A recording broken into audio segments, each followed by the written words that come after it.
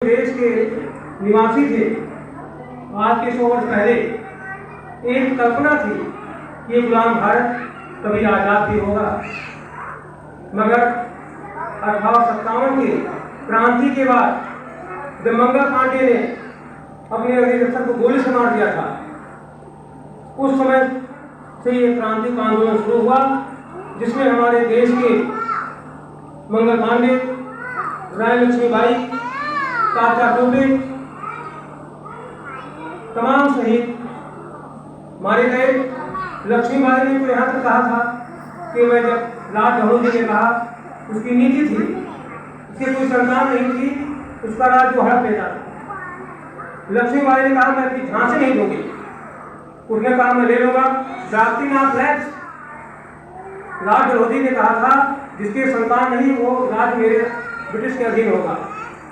लक्ष्मीबाई ने कहा नहीं, मैं इसको दूंगी नहीं। बुझा दीप झांसी का तब गलहौजी मन में हंसाया, राज हड़प करने का तब उसने अच्छा अवसर पाया। फौरन फौजे भेज दुर्ग पर अपना झंडा फहराया, लावर्स का वारिस बनकर ब्रिटिश राज झांसी में आया। ये बड़ी अच्छी लाइन लिखा है कि देश के महान मंत्री सुब्रत कुमार चौहान ने अपने अच्छी पंक्तियों का अलंकरण किया है। उसके बाद भी वो वीरांगना लड़ती रही, और आप ये समझिए लास्ट में लिखती है वो, अभी उनको देश की वो मनुष्य नहीं अवतारी थी, हमको जीवित करने आई बड़ स्वतंत्रता नारी थी। दिखा गई पद सिखा गई, हमको दूसरी सिखानी थी, बुई मेरे है बोलो तीनों, हमने सुनी कहानी थी, खूब लड़ी मर्दानी वो तो तो वीरांगना का आज हम असमरण करेंगे, जिसके बलिदान से देश आजाद हुआ। आज का दिन तमाम स्वतंत्रता संग्राम सेनानियों को याद करने का दिन है, उनको माल्यार्पण करने का दिन है, उनके प्रति भावभीनी श्रद्धांजलि को व्यक्त करने का दिन है। जब देश में साइमन कमीशन आया, एक कमीशन पास किया ब्रिटिश सरकार ने, उसका नाम था साइमन कमीशन। नारा लगा साइमन को गए। उस समय देश के स्वतंत्रता संग्राम सेनानी लाला लाजपत राय ने कहा था, क्या कहा था जब उनको मारा गया, कमीशन का विरोध कर रहे थे, अंग्रेजों ने लाठियों से मारा उनको, तो उन्हें कहा था दशहरे पंजाब हो, तो उन्हें दहाड़ के कहा the lathi blows hurled at me will prove by nails in the coffin of British empire. उस बहादुर ने कहा था कि मेरे ऊपर की गई लाठों की बौछार, ये मेरे अंदर जो भाव पैदा हुई है ये ब्रिटिश साम्राज्यवाद के भाव है, ये मेरी भाव नहीं है। मैं आपसे आह्वान करना चाहता हूँ, मैं कहना चाहता हूँ, आज देश जिस मजबूती के साथ अपनी सीमाओं की रक्षा कर रहा है, जिस तरह से देश चुनौतियों का सामना कर रहा है, और देश दुनिया में सम्मान के साथ भारत के लोग जी रहे हैं, ये बहुत गौरव का क्षण है। कभी इस देश के में कश्मीर में यहाँ का झंडा फहराने जब श्याम प्रसाद मुखर्जी गए, तो लाल चौक पर आतंकवादियों को गोली से मार दिया, और एक नारा दिया गया, जाओ ये बलिदान मुखर्जी, वह कश्मीर हमारा है।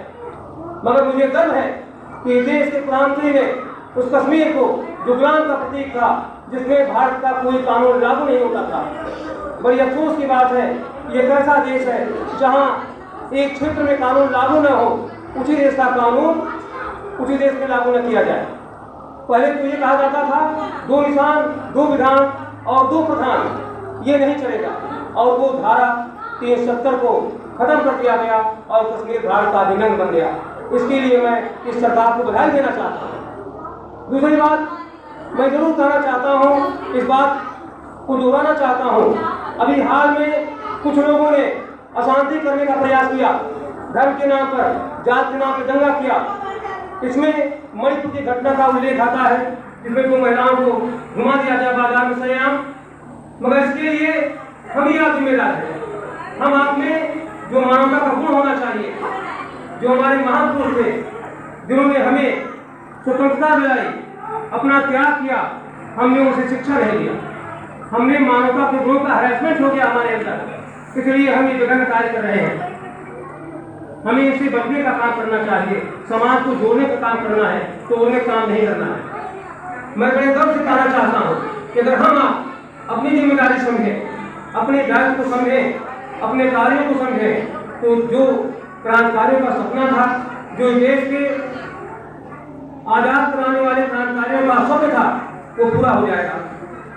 आप इस बात को मैं कहना चाहता हूँ कि सुभाष चंद्र बोस अगर ये सोचते कि मैं ICS हूँ, मैंने परीक्षा पास किया है, आज इसकी बराबर डिग्री है मेरी, मैं चाहूँ तो देश के आंदोलन में भाग लूँ, मैं आराम से रहूँगा, मेरी सर्विस है, तो आज देश आजाद नहीं होता।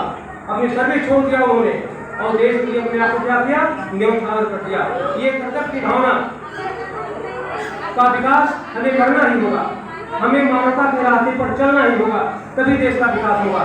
मैं कहना चाहता हूँ कि भारत को तोड़ने का काम जिन लोगों ने किया, किसी के गुलाम हुआ, हमें उनको सबक सिखाना है, हमें उनको एक नया रास्ता दिखाना होगा, हमें हर चुनौती का सामना करने के लिए तैयार रहना होगा।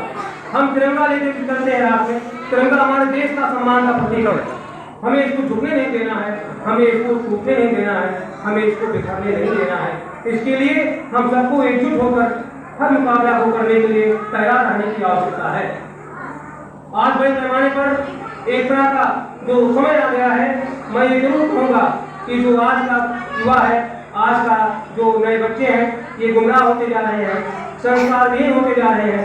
इनके अंदर संस्कार पैदा करने के लिए हमें धर्म का सहारा लेना होगा, हमें नैतिकता का पाठ पढ़ना होगा।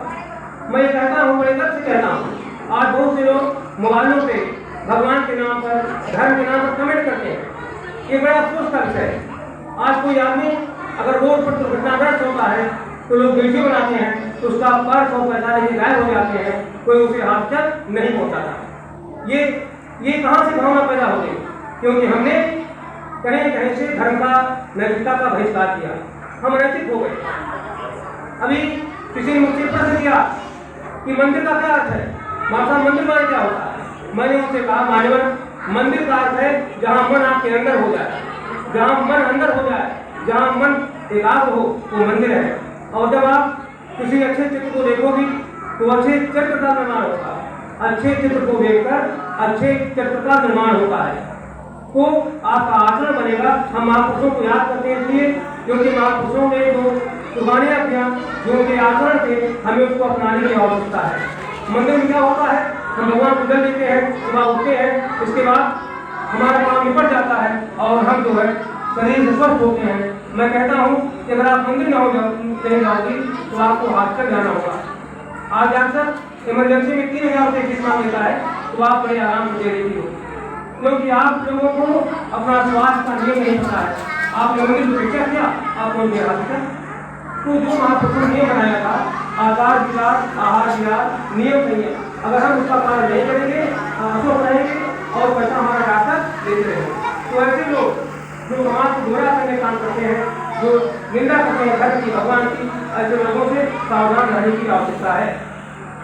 आज बड़े पैमाने पर ये बात सामने आती है, हर तरह से भ्रष्टाचार फैला हुआ है, उसके लिए जिम्मेदार कौन है? हम ही आपके घर के लोग बैठे हैं आज में दफ्तर में। अगर उनके अंदर नैतिकता नहीं है, उनके अंदर देश की सेवा की भावना नहीं है, समाज के प्रति कोई जिम्मेदारी नहीं है, तो ये काम कर रहे हैं। इसके लिए हमारा जो है स्वयं ही जिम्मेदार है, क्योंकि हमारे अंदर नैतिकता खराब होता जा रहा है। हम बस प्रमुखम की बात को भूलते जा रहे हैं। जो निर्वेद का बात है, मनोभाव, हम मनुष्य बने। निर्वेद में कहा गया है, संगच्छध्वम संबद्धध्वम सावा माने जानता देवा भाग में था पूर्व सज्जना नाम पाते। हे मनुष्यों, तुम साथ साथ हो, साथ साथ चलो और उन देवताओं की उपासना किया करो जो तुम्हारे पूर्वज पहले करते आए। तो हमें इन्हीं भावनाओं को लेकर के एक मनुष्य को के रूप में काम करना है, हमें जात के मंदिर में नहीं पड़ना है। एक बात और मैं कहना चाहता हूँ, ज़्यादा टाइम नहीं लूंगा। जैसे कोई अगर आप ये मान लें आप इस देश के नागरिक हैं, एक आदर्श नागरिक बनने का प्रयास नहीं कर रहे हैं, आप ये सोचें तो मैं कोई काम नहीं करूँगा, मैं सोया रहूँगा, मैं आराम करूँगा, तो जैसे कोई साइकिल हो उसमें एक चेन लगा हो, एक जंजीर टूट जाए, उसकी कड़ी टूट जाती है, साइकिल खड़ी हो जाती है।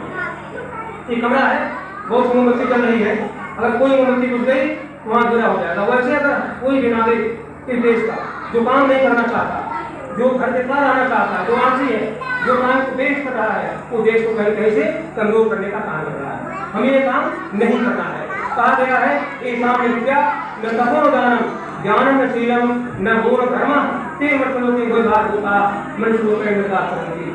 जिसके अंदर विद्या नहीं, सत्य नहीं, ज्ञान नहीं, धर्म नहीं, तो धरती पर क्या है? पशु रूप में है, तो धरती पर भार है। हमें इससे बचने का प्रयास करना चाहिए। आज के दिन हमें महापुरुषों के आदर्शों को देख करके उनके आचरण को अपनाने का काम करना चाहिए। उनका जो त्याग है, उनका बलिदान है, उनका जो सिद्धांत है, आप कभी इलाहाबाद जाइए तो आप कंपनी गार्डन में, आजाद पार्क में आप देखिए वहाँ क्या लिखा है। लोग जो टूर लेके जाते हैं यही सब दिखाने का काम करना चाहिए। उस पर लिखा है इसी स्थान पर चंद्रशेखर आजाद विदेशी सत्ता के साथ सशस्त्र संघर्ष करते हुए 27 फरवरी 1930 ईस्वी में वीरगति को प्राप्त हो गए। एक आदमी